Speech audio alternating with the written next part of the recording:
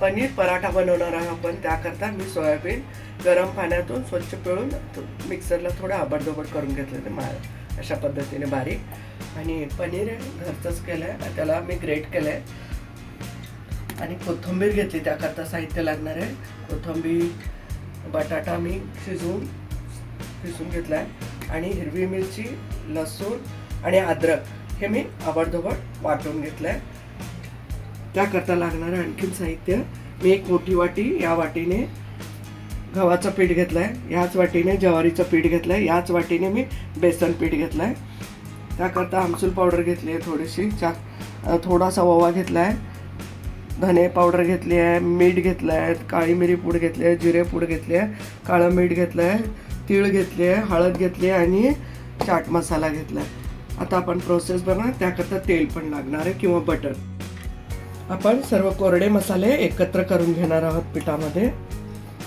सर्व पीठ मिक्स करून घेऊयात आणि कोरडे मसाले मिक्स करून घेणार आहोत.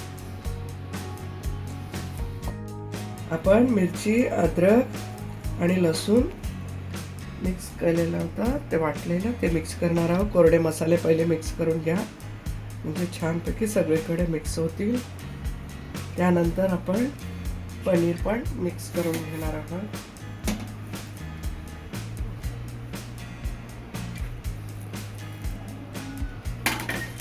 पनीर व्यवस्थित मिक्स करून घ्या सगळीकडे.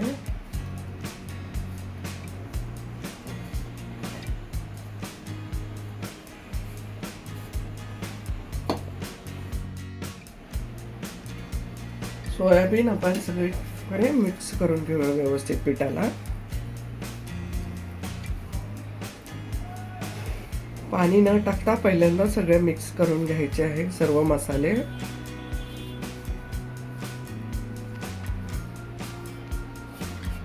त्याचप्रमाणे आपण बटाटा किसलेला होता तोही टाकून घेणार आहे.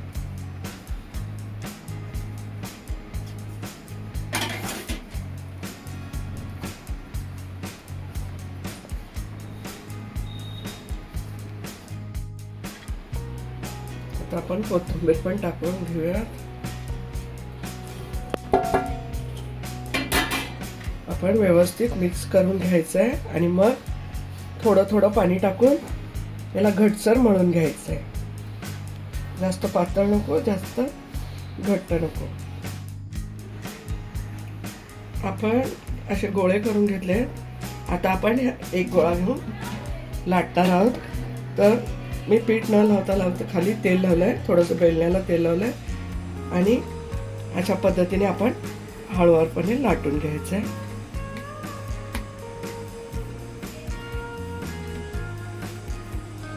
हलक्या हाताने लाटायचं आहे.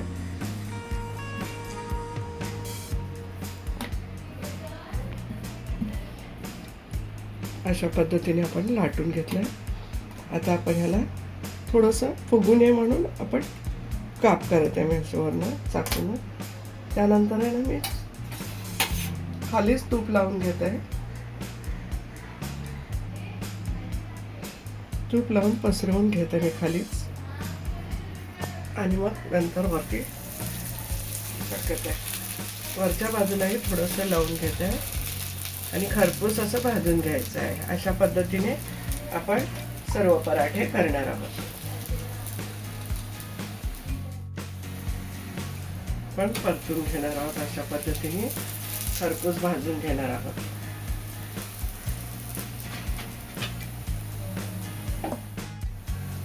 आपण पलटून घेणार आहोत. असं अशा पद्धतीने भाजून घेणार आहोत.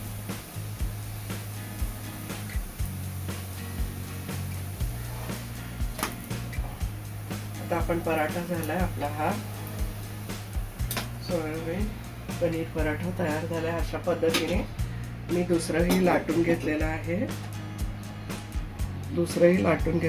अशा पद्धतीने आपण त्याला तूप लावू. तुम्हाला वर लावायचं असेल तूप वर सुद्धा लावू शकता, पण मला असं वाटतं की मी खाली लावले की मला डबल काम नको, म्हणून मी खालीच लावून घेतले. अशा पद्धतीने आपण पराठा सर्व करत आहोत. अशा पद्धतीने आपण सर्व पराठे करून घेणार. सोयाबीन पनीर पराठा आपण सर्व केलेला आहे. मी दह्यासोबत केलेला आहे. तुम्ही सॉसेस बरोबर पण करू शकता. मस्त खा, स्वस्त राहा, आनंदित राहा. लाईक करा, शेअर करा, सबस्क्राईब करा आणि धन्यवाद.